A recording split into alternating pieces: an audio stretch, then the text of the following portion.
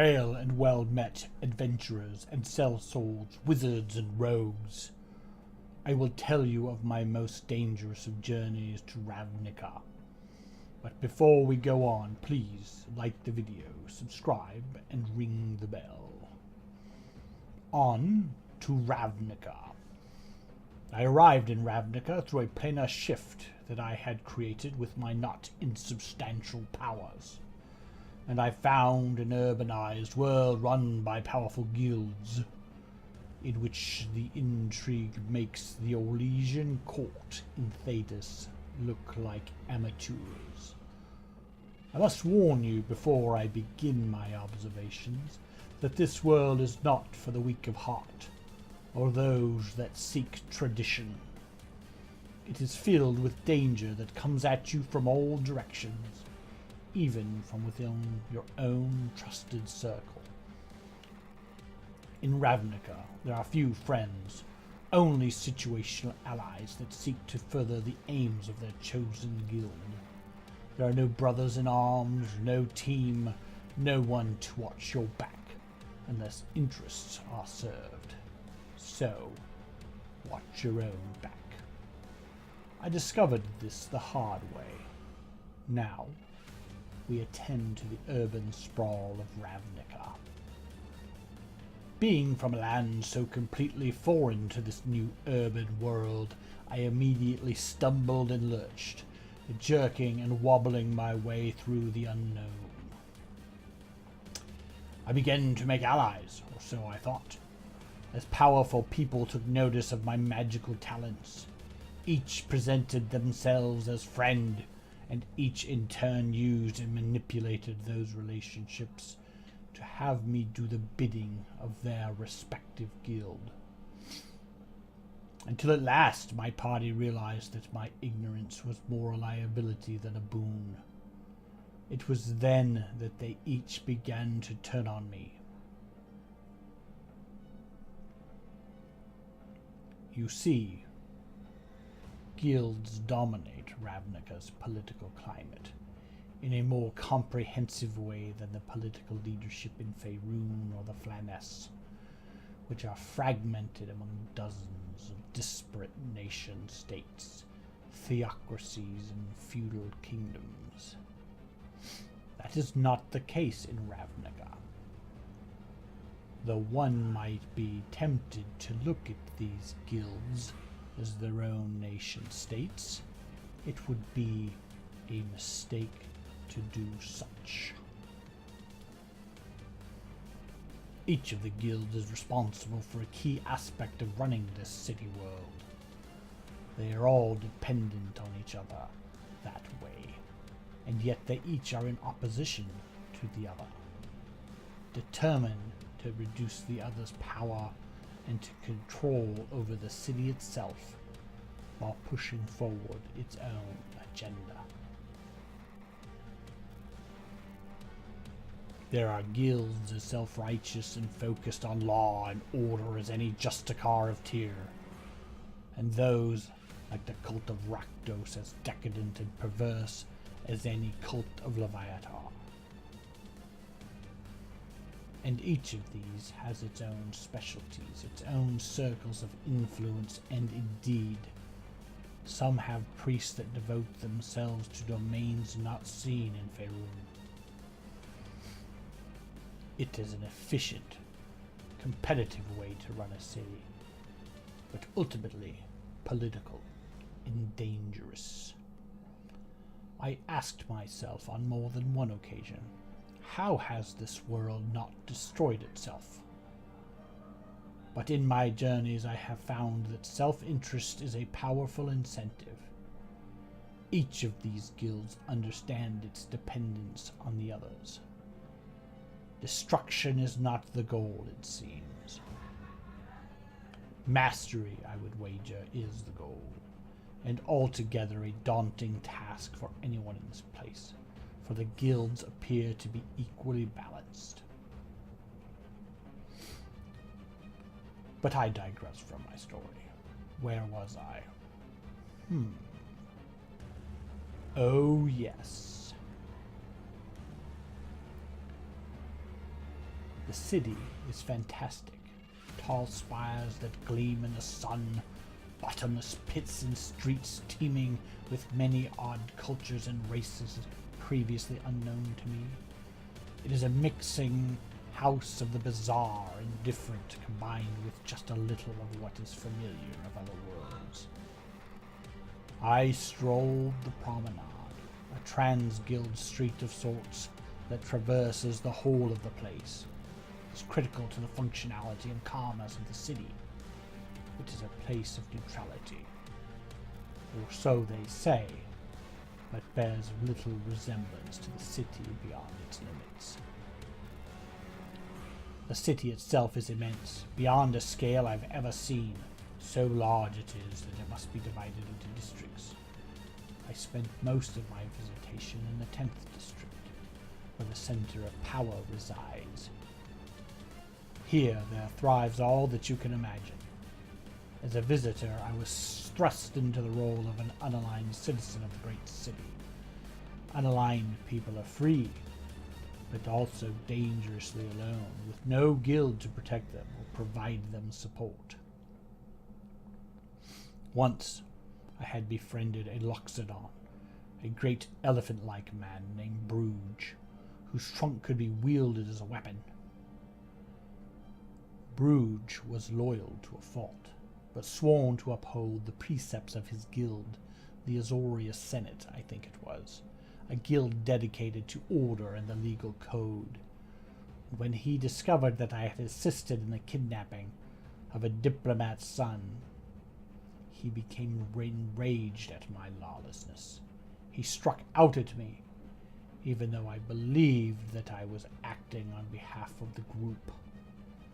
Sadly, it was another group member sworn to House Demir, a guild of secrecy and assassins, that had put me up to it. I was forced then to defend myself, and I struck down my friend, after nearly perishing in the scrap. Afterwards, I discerned that I had played into the hands of my unscrupulous groupmate. Bruges' death was exactly the goal sought by our dark groupmate, this agent of Demir. That is the way of Ravnica. There is no use lamenting what it is. Had I known what a neophyte I was to the madness of the intrigue, I would have acted much more prudently. If you find your party on the streets of Ravnica, serving one of the guilds in this maddening metropolis, you will surely find there is no corner where minions of your rivals will not find you, and that intrigue is impossible to avoid. Sometimes those you seek refuge from are those of your own guild, bestowing upon you requests both daunting and heartbreaking. There are few places that one can find true refuge, and fewer still to find friendship. But the people that I have seen walking the streets of the city are some of the strangest and most powerful I have encountered in my travels. I have known horsemen and goblins from other worlds, but here they have taken their place among the great races.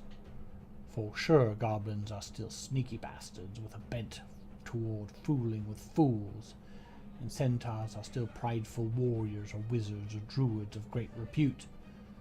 But here they take their roles in the guilds of power, where at home they are ancillary players, if players at all. The strangest beings I witnessed were the intelligent creations of the Simic Combine, a guild of magic or technology or both. I am not sure which. They are known here as Simic hybrids. Lathander's balls, the hybrids are ugly. They appear human or elvish, with grotesque, grafted-on appendages that can launch out and grapple their enemies, or strike them with ferocious attacks.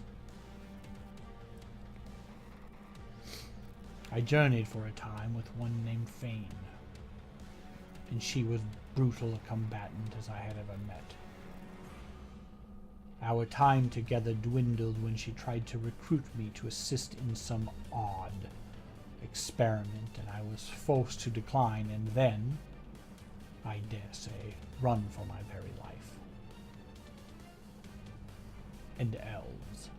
There are always elves too. Like back home, like everyone's back home. As always, they are thin and lithe, attractive, arrogant, intelligent, and wise. I avoided them in my travels to Ravnica, for they held no interest for me.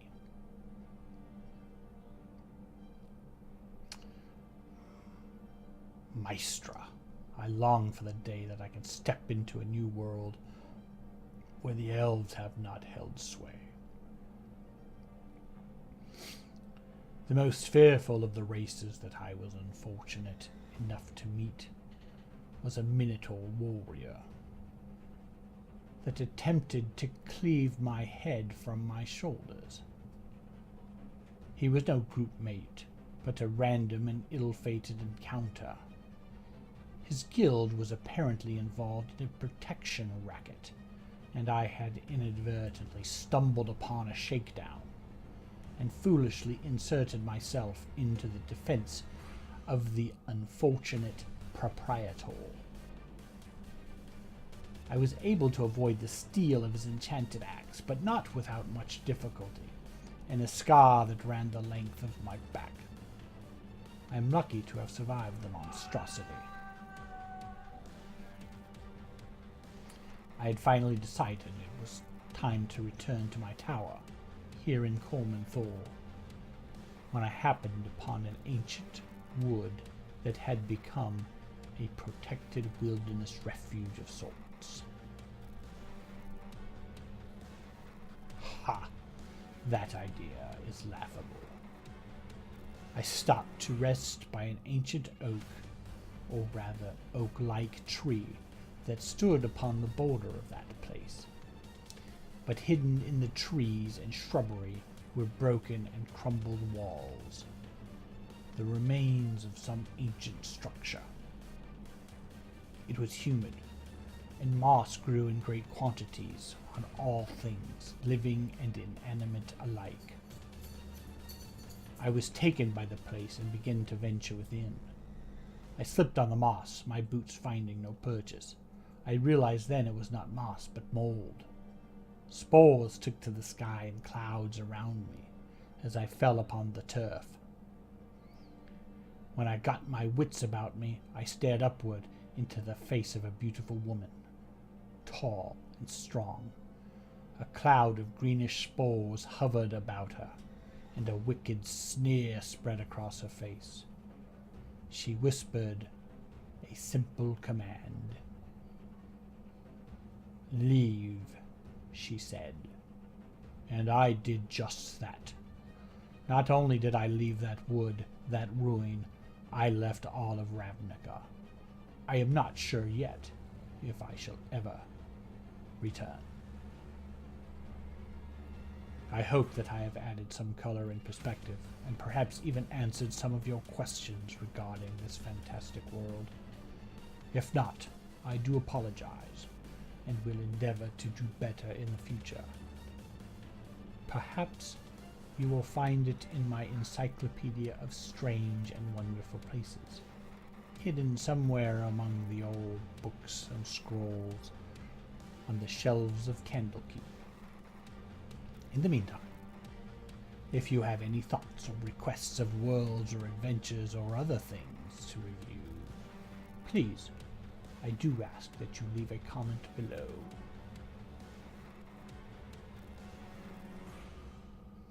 And please, like the video and subscribe to the channel.